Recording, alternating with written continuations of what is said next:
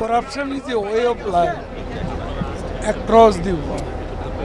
এটা বাংলাদেশে কোনো বিচ্ছিন্ন বিষয় নয়। এখানে দুর্নীতি নেই এমন দাবি তো আমরা করছি না। আর দুর্নীতি যে সরকারি কর্মকর্তারা করে, পলিটিশিয়ানরা করে না, এটাও তো বলা ঠিক। কারণ আমরা যখন কথা বলি, আমি সবার কথাই বলছি, তখন আমাদের প্রথমত আয়নায় নিজের চেহারাটা দেখা হচ্ছে যে আমি অ্যাজ এ পলিটিশিয়ান আমি আমলাদের করাপশনের বিরুদ্ধে বলছি।